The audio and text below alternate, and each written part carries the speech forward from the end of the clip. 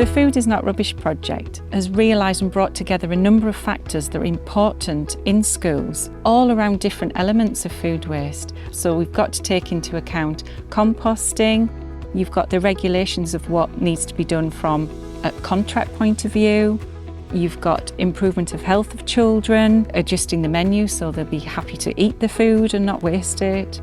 There is also an educational aspect to that as well, so the children understand that they can have an effect on not just the school environment, but how their effect is on the world and the wider environment.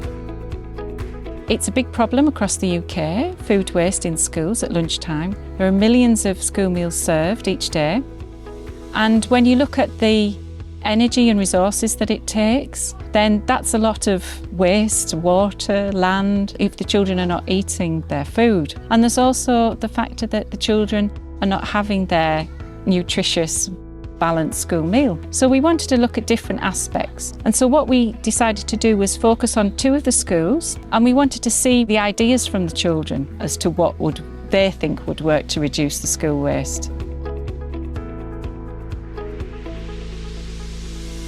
So I presented to the 2 groups of children in the 2 schools all about effective interventions and actions that they could take to reduce food waste and really get their ideas about what they think is the best, and then ask the schools to implement some of them. Lisa from the University of Liverpool, who's working on the Food is Not Rubbish project, came into our school and did a whole school assembly based on where the food comes from and why it's important to reduce our waste. Following the assembly, the Eco Warriors came together and we spoke about what interventions we could put in place, and we also educated the children on the world around us, why it's important to look after the world.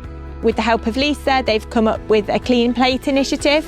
So lunchtime supervisors are giving out stickers for children who eat all of their meals at the end of lunchtime. The children, because they've been asked their opinion and asked to lead on some of the projects, have really taken ownership.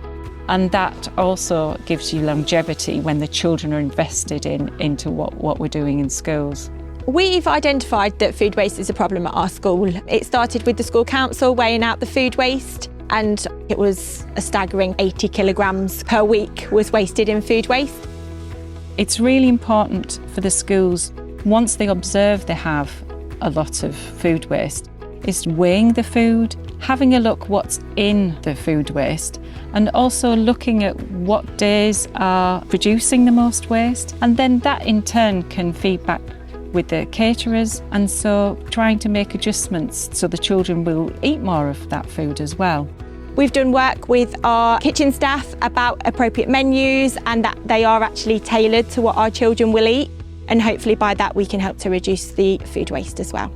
Since April of this year, there are regulations that have come down around separating food waste. Some schools will have to pay more if they have more food waste. So that's really galvanised schools into having to take action, and it's just really highlighted the fact that food waste is something that can be reduced. Now we've got specific bins in our lunch halls so the children can recycle the materials that can be recycled. There's a general waste, and then there's obviously the food waste bin as well. Some food waste is inedible, so like peelings and apple cores, so that's where the composting has come in as well. So our premises officers have been busy building our own compost area, so actually we can have our compost area which is sustainable. It's built from pallets, and then our kitchen staff can put the food waste straight into there. So we're going to be composting all our recyclable foods where we can put it back into the ground. Once this is full, we can take the pallets away,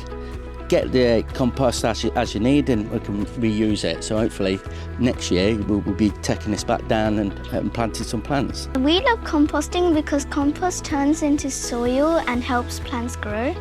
We love composting because it's good for the environment and reduces greenhouse gases. One of the areas we want to look at is reducing the food waste for the health of the children, to ensure they're having a healthy meal. And so it's got to be a combination of factors that are actually working together to have that effect on reducing the food waste and improving the uptake as well of meals.